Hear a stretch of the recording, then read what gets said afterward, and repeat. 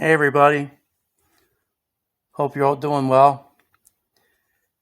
Well, what I have here is a pair of 302 heads, and I showed you guys these heads in the last segment. And 302, and that's 1970, DOOE. So I wanted to bring this to your attention, fellas, because a couple guys asked me about some things with the early heads and kind of why I do a couple things to them and what's important. And to me, the most important thing on these heads, well, it starts right here again, guys, in the combustion chamber. If you look down on the exhaust side here, off the seat, down into the bowl, that air comes off the seat right here, and bam, there is no way the air can get by that, fellas. And then I highlighted everything in yellow, hoping it would show up for you guys. Right over here. That's how much that sticks out, fellas. There's your seat. And that's how far that sticks out, guys. I hope you can see. So, what do you do about that mess, fellas? Well, I've been out here a few hours, and I here a few hours last night, and I tapered this in just to give you guys an idea what you'd want it to be like if you do these heads. And it's time consuming, guys, because what you have going on here, I rounded all this back in here already, and it still needs more work, but I wanted to bring it to your attention because if you watch the air move and test these heads, that air stays right here. It don't even try to come out around here. It stays in this pocket right here. I don't know how they made any power at all out of these heads. I mean, except for the fact it has no choice to go out somehow under compression. But it sure isn't no performance thing, I'll tell you that. So if somebody had these heads on an early model car, and they might say, well, I had them Dove heads or the early model heads, 289 head or 65 with the small chamber, that they were okay. If they had stock ports in them and wasn't ported or anything, these are one of the worst heads you'll find as far as restriction. And then what you have going on, excuse me, fellas, I don't know if you can tell or not, but they flatten out right here. They're not even round. They flatten out. And then when you start shaping things in, like I did over here, these low spots stay there. So you got to taper all this in, and you want to make sure you cut it all the way back. This has more to go on this side still, fellas, because once you cut this back, once you take this out, it's going to leave still a big ridge there, and you're going to have to cut this back on the side right there. So guys, if you're not racing anything, just a good cleanup on this would be fine. To get rid of all your bad areas. You don't have to go real crazy with stuff, but these are the things that are important more than anything. Like this port right here with this out of here, that's halfway home, guys, in my opinion. I mean, there's other tricks as far as getting performance out of them, as far as the seat angles and all that stuff, back cutting the valves and everything. But that's, well, that's kind of on the easy side. this is the time-consuming stuff here, fellas. All this work here, and it doesn't really show up too much, guys. But what I did here, this is all raised up, and it's as much as I could take it. But that's what you have to do, fellas. You have to round all this in, get that air to move around the bowl, because it surely doesn't move around these bowls, I'll tell you that. Not very well. It has no choice probably to move some, but I mean, it surely isn't going to be no performance thing, I'll tell you that. But what I did want to show you guys too is it's going to be tricky, guys. I got to try to move this and show you guys at the same time. I raised the port,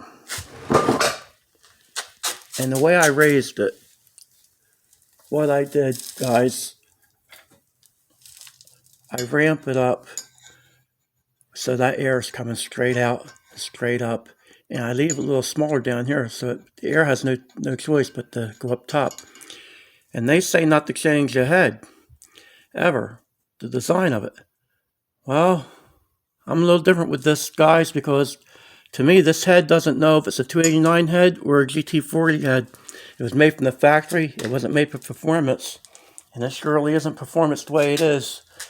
So if I can do something to accommodate that air and let it go where it wants to go, which is to the top, and get out of there, that's the way I'm going to do it. I'm not going to worry about anything but getting that exhaust where that has no choice but to come out of that port. And how you do that? Well, you get rid of the restrictions. So it looks like it may be bigger on film. I don't know. It's not. But the reason I tapered it in so much at the top right here is because what happens, now I already rounded these off a little bit when I started on these years ago, but still, this roof would be about here. Well, about there. And what it does, it comes out and back down. Well, guys, I don't want that empty into my headers like that. I think the more you can keep that air and keep it equal and keep it going into the header the same way, that header is a continuation of the head. That's how I look at that. And to me, that's a crucial thing.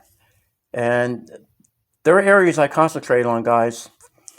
I just think if you overlook them things, then you're overlooking performance. And that's how I look at it. I think these things are crucial. They might not be a big deal to some people, but to me, they're the things I look for, guys. And speaking of headers, fellas, I was going to do a segment on that. Anybody that has a pair of headers, always check them around the flange area, because a lot of these headers are welded on the inside, and they have quite a bit sometimes, and you might have to cut that back. I've seen a couple of them where they've been terrible, and you'd probably be better off putting stock exhaust manifolds on. They've been so bad. And what I do, I cut them, I'll grind them back, and if I break the welds on the flange, I'll have them welded on the outside. So I just thought I'd throw that in there, fellas, for a little tip for you. I had a friend that did that too. His Duster, he had 360, and I never knew he had that stuff done. And that was just one of them guys that was really fast. And I just recently found out that he took the time to do things like that. So it's nice when somebody confirms something that you think, and they do the same thing. So, but anyway, guys, I'm not going to do a big segment on these, but I just wanted to run these by you because people have asked me, a few guys, about this. And one thing I don't want to do is leave the guys that have these kind of heads behind. Like, well, I don't have E7s or late model stuff, but I have the older heads, and I don't want to do that. I don't want to leave anybody out there. I want to cover whoever has something on this channel. And if you guys have something that you need to be addressed with, like I had one guy ask me about a pair of FE heads. I don't have them here, but if there's something I could tell you about anything, just shoot me a comment, guys. And if I can't tell you, I will find out for you. I know a lot of people that run a lot of different stuff. So just because I'm doing the small block Ford stuff, we have other vehicles here too.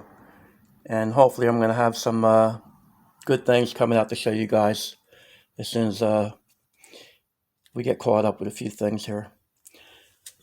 But anyway, fellas, there they are. Nothing pretty, that's for sure. But let me show you this. What you can see, at least a little bit. And then you can see how restricted they are there. That's how much port you have, guys. Right to there. If you look down through here, that's where it's at. So that's what you have coming out of that port. And then this is what you have coming out of that port. And guys, when I blew air through this, it flies out of there. So, like I said, nothing fancy here, fellas, but what I do, if I find something that I think works, I'm going to pass it on to you. And then, like I said, you guys do what you want with it. There's no pressure. And anything you guys have an opinion about, I like hearing what you guys have to say about things. So, there's never anything taken the wrong way when you guys have a different way of looking at something. I might give you my opinion back, but it's not anything to do with debating anybody. It's just the way we both look at something sometimes, fellas. So I wanted to bring that out there. All right, guys, look, I appreciate you checking me out again. And I want to say a special thank you to our new friends here on YouTube. So welcome aboard, fellas, and I hope I can bring something to the table for you guys.